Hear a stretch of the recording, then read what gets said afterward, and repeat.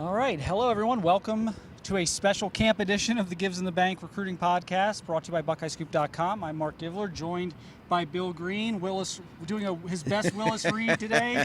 He's back. I'm back. And he gave us more than that. Gave us more than a couple minutes. I mean, Willis. Yeah. I mean, everyone talks about Willis Reed. He only gave the Knicks a couple minutes. 2 I think, minutes. in that game. Yeah, I've been here all day. Yeah. So And, doing well. Quite an effort. Yeah, we're just going to kind of go over what we saw today. They're about to get wrap up out here, so we're getting this knocked out for you guys. Morning was the big man camp, so O-line, D-line. The D-line, this was Larry Johnson's had a couple of good groups the first two camps. This was not a group that really had much intrigue as far as Ohio State is concerned. A lot of kids, maybe the MAC coaches, were here looking at, but the O-line did have a few guys. Jordan Hall back. Yeah, you didn't see him yesterday, but you saw him today. First of all, I guess just what did you think of him? What was your kind of first impression? Well, I think there's a lot to like there, but for our perspective as an Ohio State recruit, is he an Ohio State guy? Is he the guy you beat Alabama with? You're going to line up with Clemson with him?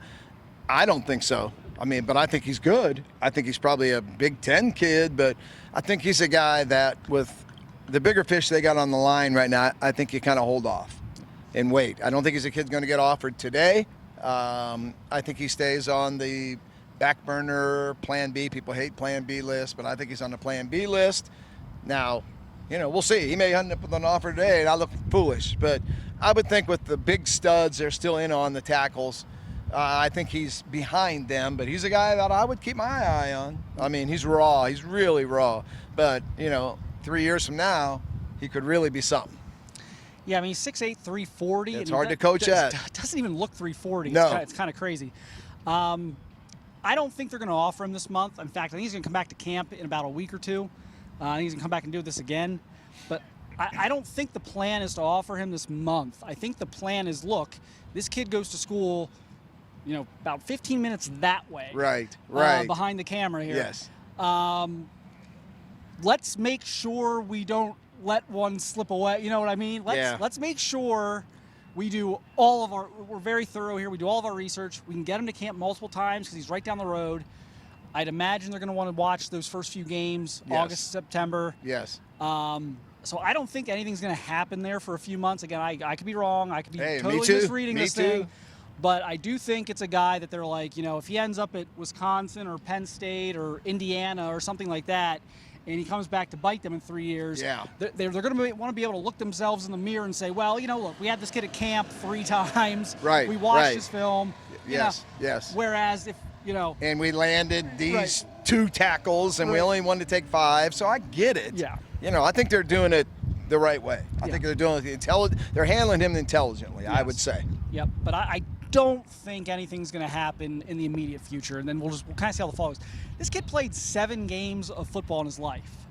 Was playing JV the first 2 weeks of last season. They moved him up because he's a basketball kid, and he had never played football before, so they started him on JV for a couple weeks. Yeah, it's crazy. Crazy story. There are stories like that of guys who end up in the NFL, with backgrounds like that, but you just want to be... Might be a Travis Kelce background where he was like nothing, You want to be happens. thorough, but, you don't want to jump the gun either. So I think they're going to at least reevaluate here in the fall. But they're going to, in the meantime, they're going to learn as much as they can about him. So I think that's where that one's heading right now. Another guy, you saw, Jake Cook. Yeah, he's a baby. Yeah, 2025, Westerville North. So he just, a couple of weeks ago walked out of his freshman, season, in high school. So he's just a child in terms of recruiting. I liked what I saw when you factor in how young he is. Mm-hmm. He competes hard. I like the frame. There was a lot to like about that kid. So he's probably a kid that when we stand in this spot, in 2 years, we might be really raving about this kid as a highly ranked kid with 20 offers. Yeah. That will not surprise me. So I liked a lot about him. I think he's definitely an interior guy. Yes, he didn't take any tackle reps today, which is pretty telling. I think he's just line up and maul people inside. Yes. Which I know people get upset about that. It's not a nod. Yeah, you need him. You need 3 guys. There was nobody to line up and maul anyone last year, and that's why you throw the ball on 4th and 2. Right. You need Matthew Jones. You need those guys. Yeah. So that's what his game is, and he's got about 7 or 8 offers. They're all MAC type offers. I get Marshall, UMass. So you know, was Pat Elfline this good walking out of his freshman year? Yeah, I bet not. Probably not. Wasn't that big. Yeah. I know that. So this is definitely a kid to keep an eye on. Yep, definitely a guy caught my eye. Ransom Mcdermott was a guy. I know, Bill, we were watching some of the other side. We were kind of on opposite sides. Ransom Mcdermott, a kid out of Indiana I talked to after camp. I think one of the services has him like the number 4 player in Indiana in 24. So I think the highest ranked rising junior offensive lineman in Indiana. Saw Mark Pantoni constantly kind of pushing him out, getting hey, go out there, take this rep, this rep. So they were working him at left tackle, no offer today. Again, I think that's a guy they'll evaluate this fall. Didn't give one of those performances where, oh my God, you can't let him go without an offer, but also was good enough that, you know, caught my attention and really just like 6'7", great frame, great tackle body. So that's a guy to kind of keep in mind. We had a few other guys. I'm not going to go through all of them, but Jake Wheelock is another guy out of Stebbins, 2024, won most of his reps, was at left guard. I think that's probably where his future is, probably as an interior guy. I'm not sure he's got quite the frame and length of a tackle, but his great feet. Kind of did it a little bit differently than Jake Cook. Cook was more of a power, strength, brute. Jake Wheelock showed great quickness, lateral movement, great positioning. So that was a guy that had a pretty good day today. I know Fry talked to him a little bit afterwards, so maybe another guy to watch there. Then the commits showed up. Yes, they did. The 3 Ohio O-line commits, Austin Sierveld, Luke Montgomery, Josh Padilla, all here. And none of them had a heart attack when the O-line coach jumped in and demonstrated how to do these drills. He got in a stance and he fired into the like, what are we seeing here? It's a different world with Justin Fry. It just is. Yes, he demonstrated the drills beforehand in full speed. He demonstrated them correctly. He hit that sled hard. Correctly. And drove that sled about 10 yards. Yes, I was like, he did. Oh my gosh. So a little bit of a different world. I think Greg Sturdraw did that back in 1993. But yeah, it was great to see. I love Justin Fry. Yep. Just what I saw today, and you know, he had his three Ohio recruits were here today, and you know, I don't know if you want to start on those or if you want. Yeah. So I just continue to be impressed with the physical growth of Luke Montgomery. He's 290 pounds today. Looks like he did not look this way 6 months ago. No, not at all. No, I haven't seen him. He looks like he's ready to go. I mean, it's crazy. I think he's a tackle. I do too. And we'll see what they think. They make the ultimate call. And I've kind of flipped back and forth with Luke. Like last year when at this same camp, you know, I don't know.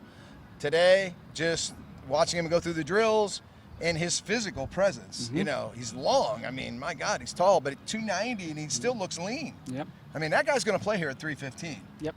And still look lean. So I'm all in on Luke Montgomery. I don't know, you know, how the services have him. I think he's pretty high, and he's pretty high for me. Yeah. You know, he's I'm definitely very, very impressed with Luke Montgomery. He's such a talent, and so athletic. We're seeing the work ethic now too. Like you never quite know. Right. When they're sophomores in high school, you know, some guys get burned out, get tired. They don't have the drive.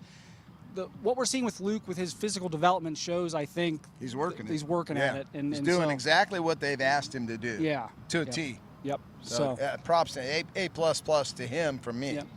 Yep. You know, again, different workout for these guys, and there were no one-on-ones with these guys, so we didn't get to watch them like compete in that sense, like we did with the morning session. I know people joke. I've joked about it too. Austin Sierveld looks like he should be doing my taxes, you know. But I'm not. I know you and I are probably going to be disagree a little on this one. I'm just not getting it. I'm not seeing it. You are. I see it. And that's fine. I'm seeing it. So. We don't have to agree. No, I mean, that's fine. And you've seen him more than I have too, in person. There was that. He was at the Under Armour camp. You were laid up with. I don't think you were laid on the couch. Yes. At the back, and he was my surprise performer because I did not have a very high expectation for him that day. I thought he might struggle, especially coming from a triple option offense. Right. And I thought he was outstanding. Wow. I mean, I'm defer again, to you. He's not. Again, he looks like he should be doing our taxes. He does. He looks like I'm a big look guy. You know, I'm a big But you know, that's how. If you can play, that's Pat Elfline though. Yeah, exactly. So we'll see. We'll see. Yeah. I like him. I may come around. Straight guard center, but I like him. I'm withholding. Yeah. I'm not arguing with you. I'm not incomplete. Incomplete. I need to see more. Yep. I want to see more. Joshua Padilla, early commit, stud commit? What do you got there? I got to say, last year when nobody had the guts really to say that he was not very good, and I wrote that he was not very good because I didn't think he was very good. I thought he lost every rep. You know, he's going against Hero Canoe and some dudes. Yep. Today, and again, did no one-on-ones. The body is totally different than what it was last year. And again, when we talk about development and commitment to your craft, well, I saw that today out of Padilla. I was like, who the heck is that guy? He is a different human than he was 1 year ago today, and he should be. I mean, that's the goal. So I loved what I saw of that kid today, and like I say, I'm probably not going to be the guy that says every Ohio State commit is the greatest ever. It's never been me. It never will be me. Padilla, you know, stock up for me today, just on the body transformation. So, yeah, I was very impressed with Josh. And he's got a little, he's bigger than Jacoby Boren, but he's got a way little, bigger. He's got a little Jacoby Boren in him in terms of just kind of being kind of feisty. Yeah, nastiness. A little bit of attitude to him. But I mean, that only goes so far. You got to exactly. have, and he had the look today. Yeah. I hate, people probably don't want to hear it, but I mean, he had the look of an Alabama or a Georgia O-lineman today. Yeah, top of the chart kid. Looked quicker to me, looked stronger. Everything I saw was better than what I saw last year. You wish we could have watched him do the one-on-ones, but I would love to have seen it. Here's the thing about today, though. Again, the D-line, this was the worst D-line group of the month so far. He'd have murdered these guys. So I don't know what, even like Jordan Hall, it was kind of funny watching Jordan Hall. Every kid that was 6'3", 6'4", he handled, but there were some times that even in the elite group, you're going against a defensive end that couldn't have been more than 6 feet tall, and they're running underneath them. I'm like, well, that's not going to happen in college. That's not real football. So I don't know. We would have liked to have seen more, I guess, from those guys, but yet I don't know that it would have. If it would have been against the group we saw this morning, I don't know. He'd have murdered him anyway. Yeah. So we'll see him again. We'll see him in games and everything. But for me, stock way up on Montgomery, stock definitely up on Padilla, and incomplete on Bell. Not ruling him out, but you've seen him more than me, so I'm going to defer to you. Yeah, I like Austin. Okay, I would go good. Montgomery. That's good. I would go Luke, Austin, Josh. Okay. If I had to rank them right now. Good. And I think that's pretty solid for me as far as I think there's I think Luke's on one tier. I think Austin's the next tier, and I think Josh. So I don't know that it's. Yeah, there's not any 1A, 1B for me there. I think that's my solid going. Okay. But, hey, it can all change. One or two Friday night evaluations can change that. Now, do we move to the same position group called a different name, the tight ends? Ryan Day will not be watching this, so I'm cool with that. We saw some tight ends today. Bill, this is the year they're going to throw to the tight end. Yes. This is I the year. saw two today that I would throw the ball to at least once or twice a month. In this play. To me, I throw it to him 5 times a game. So you want to start with Lockwood? Yeah, you go right ahead. Ty Lockwood was here today. I did not know who he was. So, of course, I'm asking someone connected with Ohio State, who in God's name is the blonde-haired kid over there? And they're like, that's Ty Lockwood. Well, I didn't know. And I know now. Very impressed with Ty Lockwood as a receiver. Yes. So I hope, he enjoys catching balls this year. We'll see. We probably need to stop talking about that. It's going to happen. It's going to happen. He looked, he had wideout skills today, and he does a lot of wideout stuff on his tape. So we saw that today. Yep. And the body looks, I never saw him in person before, but the body I saw on junior tape, today's body looked better with the same wideout skills. I mean, I'm very high on him. I mean, he kind of was, more impressive maybe than Joe Royer was when we liked Joe Royer. Yes. Just different. I mean, he's a receiver type, just like Joe was, but this body is more conducive. He's ready to go. And again, to bring up Joe Royer, I'm still not giving up on him as a pass catcher. If they'll throw him the daggone ball, I think Joe Royer is really going to be special. But that's a Tim May. I digress. So back to Lockwood. I was super impressed with Lockwood. I was too, and honestly, this was the first time I'd seen him in person, so I didn't know really what to expect. You see, every tight end in America seems to be listed at 6'5". Yeah. Some of them are 6'6", some of them are 6'3". Yeah. And Ty's every bit of 6'5". He is. He's long, he's athletic, can run, he's light on his feet, great hands, natural catcher of the football. I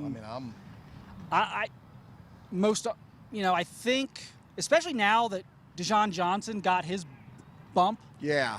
Yeah. I think maybe I would argue for Ty Lockwood is maybe if we have to look at all the argue Ohio that. State commits, who's the most underappreciated. I mean, I haven't looked at his ranking. To me, he's a solid 4-star. But is that where he's ranked? Yeah, or is I mean, I think he's maybe a higher 4-star. I guess I should look at where all 3 or 4 stars have him now. I've seen him kind of on the lower end of that. Okay.